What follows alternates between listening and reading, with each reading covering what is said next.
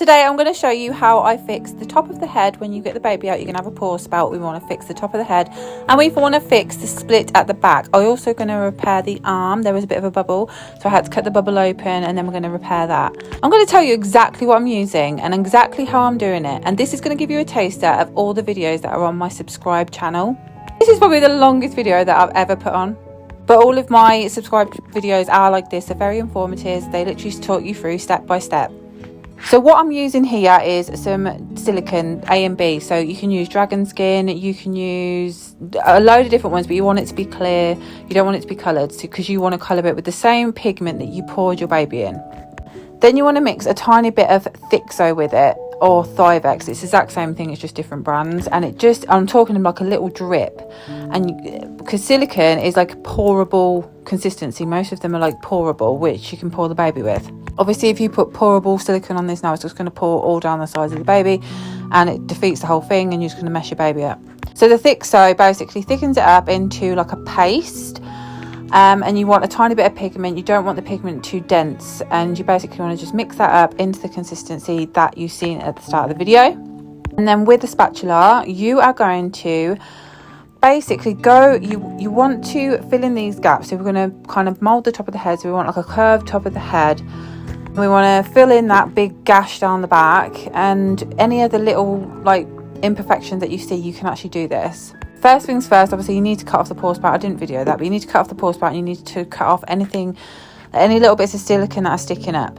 You want nothing sticking up, so we can fill in holes, but we can't hide like bumps. So if you have a bit of a bump, you could like cut it away a little bit, and then we could like seal it over that way. As you can see, I am taking my time. This video is quite long, but you're more than welcome to watch the whole thing. It is very informative, and this is how silicone artists actually fix all the seams and imperfections and damages to babies. You can even fix ears and fingers this way. And yes, it takes practice. I've been doing this a long time, but yeah, here we go. So what I'm doing now is I'm just molding into the head shape. I want to mold this as curved as possible. I don't want it flat. I want everything to blend. You want everything to blend.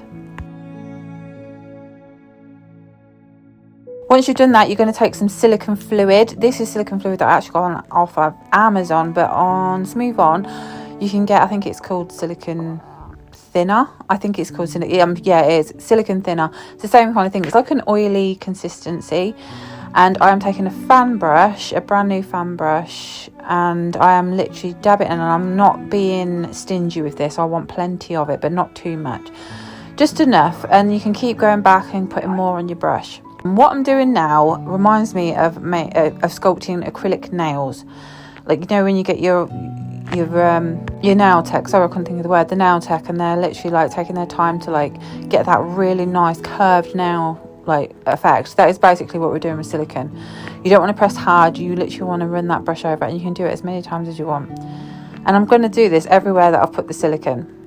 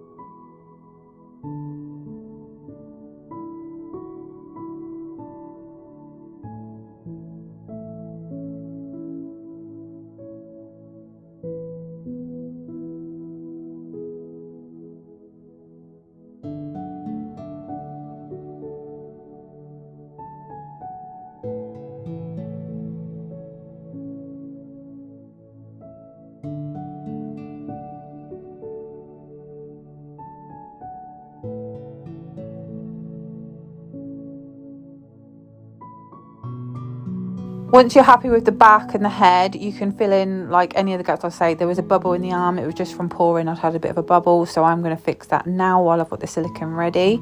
If your silicone starts to cure while doing this, you need to make another batch. You do not want silicone that's curing, you want nice fresh silicone when you're doing this. This silicone actually takes about 4 hours to cure, so I've got plenty of time.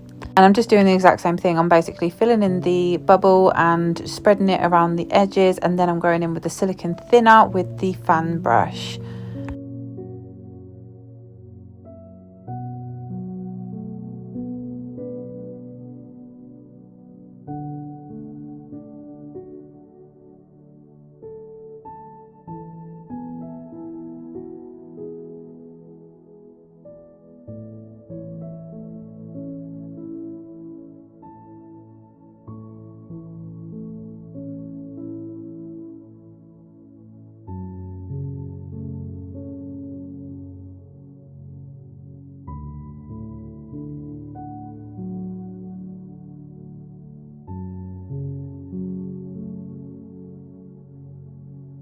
And this is the finished result. It is absolutely flawless. You will never tell that there was ever a pore spout there or a seam. So go ahead and subscribe.